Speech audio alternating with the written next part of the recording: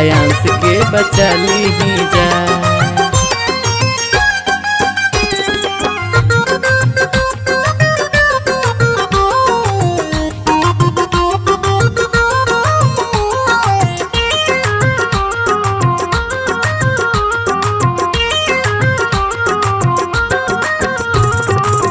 बाटे रे 16 करोड़ के दवैया, जिंदगी बचावल जरूरी बाए भैया।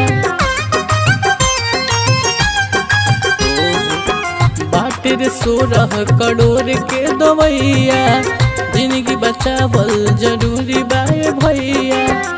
चलो आदमी के फर्ज निभा दी जा, चलो आदमी के फर्ज निभा दी जा। चल के उनका भावना कुछ दे के दनवा, आयांस के बचा ली जा, उनकर जीवन बचा ली जा। चल के उनका गनवा कुछ दे के दनवा, आयांस के बचा ली जा।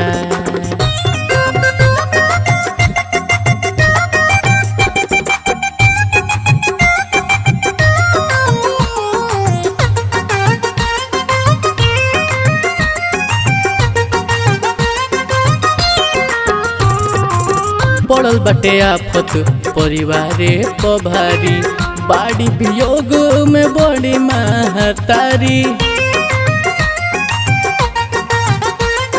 पड़ल बाटे आफत परिवारे पभारी, बाड़ी वियोग में उनकर महतारी। अचारा सुन मत होखे देखा दी जा, अचारा सुन मत होखे देखा दी जा। चल के उनका भावना कुछ दे के दनवा, आयांस के बचा ली जा, उनकर जीवन बचा ली जा। चल के उनका गनवा कुछ दे के दनवा, आयांस के बचा ली जा।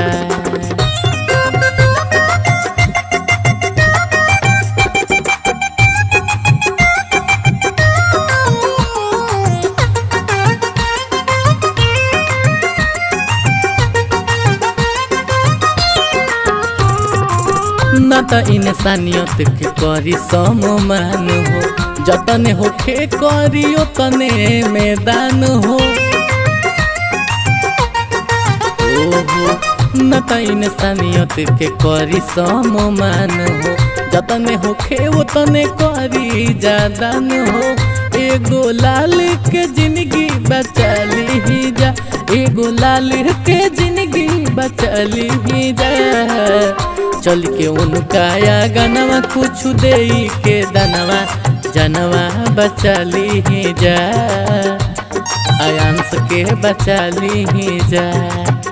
चल के उनका गनवा कुछ दे के दनवा, आयांस के बचा ली जा।